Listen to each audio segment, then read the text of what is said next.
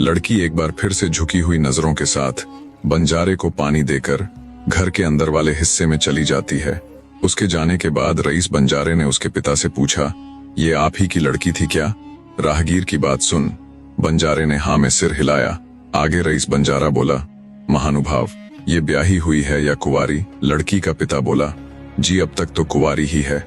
लड़की के पिता की बात सुन रईस बंजारे के दिल में मारे खुशी के ढोल नगाड़े बजने लगे, पर उसने बाहर से थोड़ा हैरान होने का नाटक किया और बोला, हे महानुभाव, अगर बुरा ना मानो तो क्या मैं ये जान सकता हूँ कि आपने अपनी बेटी का विवाह अब तक क्यों नहीं किया? राहगीर की बात सुन लड़की के पिता ने एक बार ऊपर से नीचे तक उस रईस बंजारे को देखा और बोला, किसी शाही खानदान में इसे ब्याहने की मेरी हैसियत नहीं है। बड़े घराने अनुसार मैं अपनी लड़की को उतना दान दहेज देने में सक्षम नहीं हूँ, और गरीब घर में ना ब्याहने का कारण है मेरी लड़की के गुण। वो न केवल एक अच्छे चरित्र वाली लड़की है, बल्कि पूरी समझदार और पढ़ी लिखी है।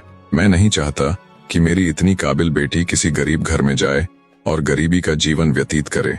लड़की के पिता की बात सुन रईस बंजारा बोला, अगर आपको कोई आपत्ति ना हो तो आप अपनी लड़की मुझे दे दीजिए, अर्थात मेरे साथ इसका विवाह कर दीजिए।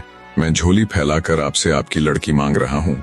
रईस बंजारे की बात सुन लड़की का पिता बोला, भाई नहीं, तुम्हारे पहनावे और बाहर खड़े घोड़े से ये साफ मालूम हो रहा है कि तुम किसी ऊंचे घराने से ताल्लुक रखते हो। मैंने अभी कुछ क्षण पहले ही तुम्हें बताया था कि मैं ऊंचे खानदान के अनुरूप दान दहेज देने में असमर्थ हूँ, और दूसरा कारण ये है कि मैं आपको जानता भी नहीं हूँ। अभी कुछ क्षण पहले ही तो हम मिले हैं।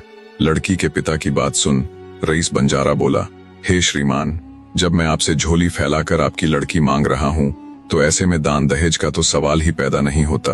रही बात मेरे बारे में जानने की, तो फला फला मेरा गांव है। आप कभी भी मेरे गांव आकर मेरे बारे में जो भी चाहे मालूम कर सकते हैं। रईस बंजारे की बात सुन लड़की का पिता सोच में पड़ जाता है।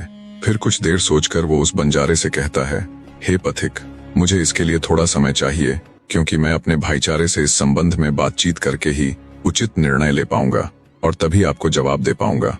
जैसा आपको ठीक लगे श्रीमान। इतना कहकर रईस बंजारा लड़की के पिता से विदा लेता है। उसके जाने के बाद बंजारे ने इस सारे माजरे से अपनी पत्नी को अवगत करवाया